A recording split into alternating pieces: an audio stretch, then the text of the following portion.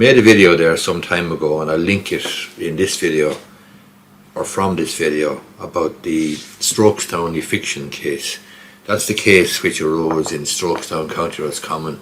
There was a dispute about a Roscommon farm. The property owner was Mr. McGann, Mr. Michael McGann, and he owned the property at Strokestown, County Roscommon.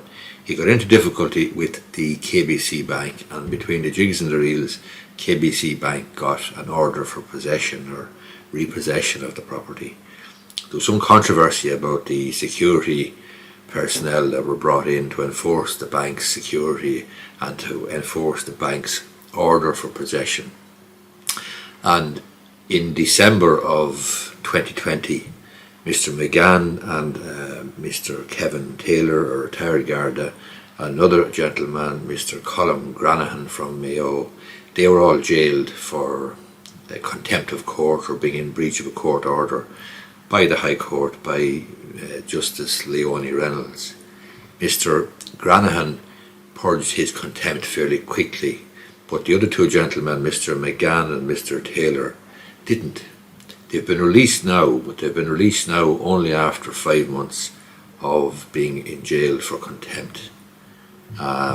They purged their contempt on this occasion, and they've given undertakings to stay away from the property.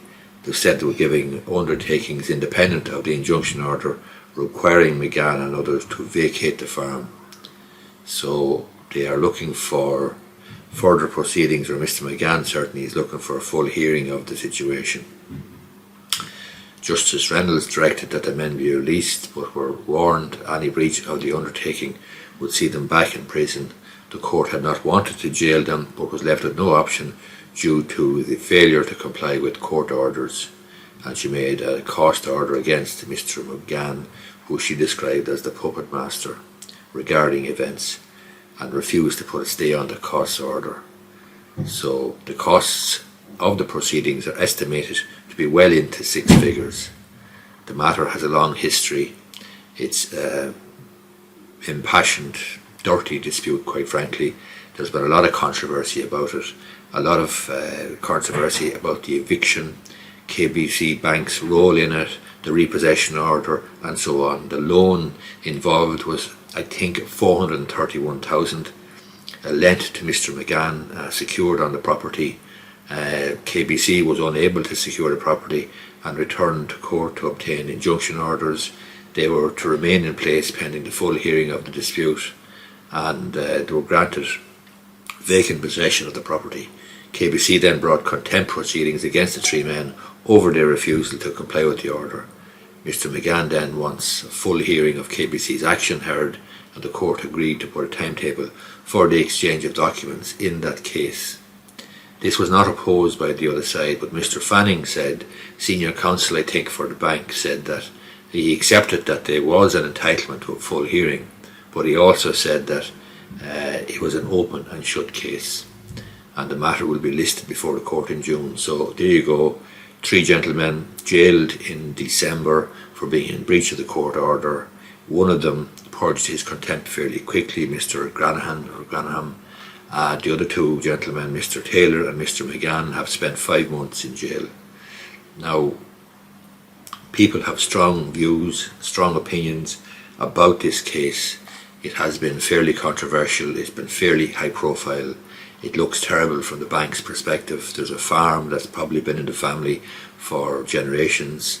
There's a loan, there's a family home probably, don't know the exact details, but there is a repossession. At any time a bank repossesses a property, whether it's a farm or whether it's a farmhouse or whether it's a private dwelling or whatever it is, there's going to be a bit of controversy. And in a local rural area, or relatively rural area like Strokestown, passions were inflamed and was very strong opinions and views one way or the other.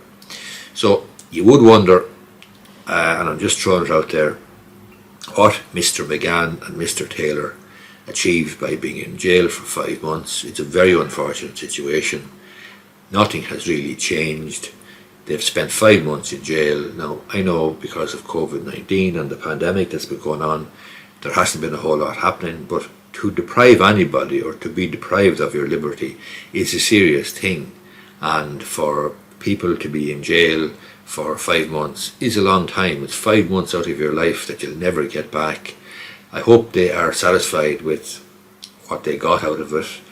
I hope they're satisfied and don't regret their decision, but you would wonder exactly what they've achieved, because the rule of law, Justice Leonie Reynolds felt, had to be upheld, and she ultimately has enforced the rule of law and has confirmed the consistent principle that High Court orders, or court orders generally, must be adhered to.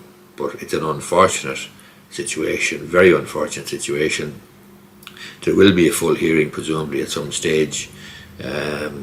I won't say it'll be interesting to see what the outcome is, because I presume the outcome will be simply that the money was due and owing, and the bank were entitled to do what they were doing. I'm not saying that's right, I'm not saying it's wrong, but I am saying as a matter of contract, that's inevitably what's going to happen, and it'll be interesting to see exactly what defence, etc., that Mr. McGann will put up. But anyway, I wish him the best of luck with it, and I hope he's successful, but I wouldn't be too hopeful.